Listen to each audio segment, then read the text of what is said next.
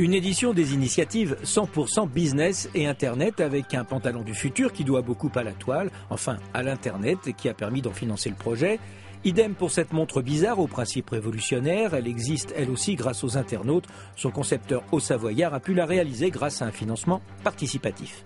Et pour commencer, cette façon plus simple et moins chère de passer son permis de conduire, une auto-école en partie virtuelle permet de préparer l'examen théorique en ligne et à moindre coût. Pour la pratique, on a toujours besoin du moniteur. C'est à Dijon. Un véhicule banalisé, avec juste son panneau de toit, c'est avec cette voiture que Sandra Frederico donne des cours de conduite pour le permislibre.fr, les mêmes que celles qu'elle pourrait donner dans n'importe quelle auto-école. Ce n'est pas des leçons low cost. L'avantage même, l'élève pourra garder le moniteur de la première à la dernière heure de formation, ce qu'on ne fait pas toujours non plus en auto-école. Monitrice diplômée depuis 15 ans, Sandra vient de rejoindre le réseau de moniteurs indépendants qui travaillent pour la plateforme Internet. Elle n'a plus qu'à afficher sur le site ses disponibilités et valider les leçons qu'elle a données. C'est tout, ou presque.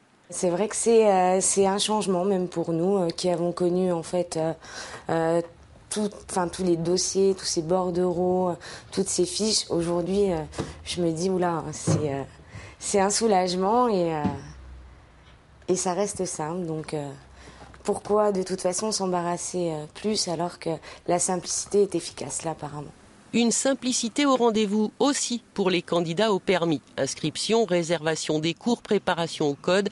Là aussi, tout se fait en ligne et c'est bien ce qui inquiète les auto-écoles traditionnelles. Tirez le volant avec votre main droite et amenez-le jusqu'à 10h20. Tout en suivant la cible, ramenez le volant en ligne droite.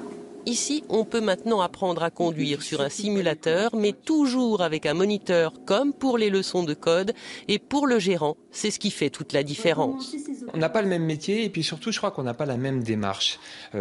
Face à ces auto-écoles virtuelles, on a plus un rapport uniquement avec une personne qui est un client.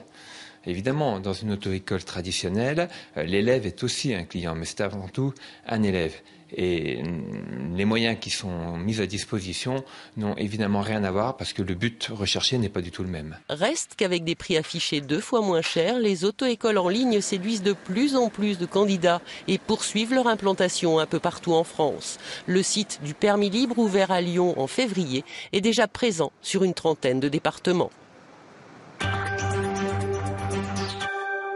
C'est une nouvelle montre inventée en Haute-Savoie et qui existe grâce aux internautes. Son concepteur a pu mettre son idée en application grâce à un financement participatif et aujourd'hui, juste retour, elle suscite un très grand engouement sur Internet. Voici l'objet qui a fait le buzz sur Internet avant même sa mise en vente. Une montre sans aiguille, sans trotteuse, seulement 3 cadrans animés, heures, minutes, secondes. Il n'y a pas si longtemps, cet objet n'était qu'un rêve, celui de Nicolas, un peu inventeur, un peu visionnaire, mais pas du tout horloger. Moi, j'avais vraiment dans la tête de réaliser une marque de montre, d'arriver en fait sur ce marché-là, parce que c'est un marché qui est en croissance, c'est un marché qui est extrêmement verticalisé, normalisé. Et donc pour un innovateur, c'est, j'allais dire, relativement facile en fait d'innover à partir du moment où tous les gens se concentrent à un seul endroit. Et puis le rêve devient réalité lorsque Nicolas rencontre Richard, expert dans l'horlogerie de luxe. 2 ans de recherche et de prototypes, 2 ans pour développer et breveter de nouveaux mécanismes, et les 2 premiers modèles de la marque prennent vie. Moi qui viens du secteur de la haute horlogerie, on propose des complications horlogères qui sont habituellement réservées à des montres qui sont extrêmement chères, de plusieurs milliers d'euros. Et aujourd'hui, avec les technologies qu'on emploie et l'innovation qu'on habite dans nos produits, on est capable d'offrir ces complications horlogères ou ces fonctions horlogères à des prix qui aujourd'hui sont devenus raisonnables entre 300 et 1000 euros. Depuis un mois, un autre compteur n'en finit pas de tourner. Celui d'une campagne de financement participatif sur la toile, 573 000 euros récoltés. Inventée en Haute-Savoie, fabriquée en Suisse, la montre sans aiguille se voit déjà conquérir le marché américain. Et voici encore un inventeur qui remercie Internet. Ce Toulousain à l'imagination fertile a mis au point le pantalon du futur. Enfin, il le voit comme ça. Il est vrai pourtant que ce vêtement a de quoi séduire et son projet était justement tellement séduisant qu'il a trouvé des investisseurs dans le monde entier. À la fois beau et pratique, un pantalon anti-tache, respirant, imperméable, idéal pour aller au travail en vélo sans se changer. Mais Alexandre, son créateur, n'a ni usine ni capital. Pour lancer la production de nos pantalons, on a un minimum de production, d'achat, qui est de 200 pantalons par modèle. Sans quoi, le prix serait beaucoup trop élevé. Alors la solution, Internet. Lancer une campagne sur un site d'économie participative américain. En clair, il sollicite les particuliers du monde entier. Il y a deux possibilités. C'est soit ils font un don simplement, donc par exemple 1, 5 euros ou 10 euros s'ils le souhaitent, ou soit ils ont la possibilité d'acheter en pré-vente un de nos produits. Le principe, Alexandre a un mois pour récolter des promesses de dons ou d'achat avec un objectif, obtenir 15 000 euros des internautes.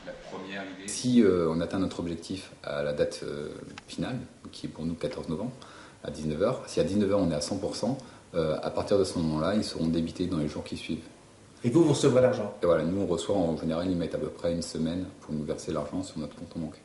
Ensuite, pour passer au stade industriel, c'est ici qu'Alexandre viendra chercher des capitaux. Cette société de crowdfunding met en relation start-up et particuliers qui souhaitent investir, car les banques sont plutôt frileuses. Les banques interviennent quand l'entreprise est mature, solvable, donc c'est beaucoup plus tard. Elles vous prêtent à hauteur de votre capital. Si vous avez 5 000 euros de capital, elle vous prêtera 5 000 euros. Voilà. Ce sont des ratios bancaires. Donc pas de risque. Non, pas de risque. Voilà. La banque arrive quand, en principe, elle vous prête un parapluie quand il fait beau. Malgré ce parcours du combattant, en Midi-Pyrénées, 200 start-up voient le jour chaque année et plus des 2 tiers vont prospérer.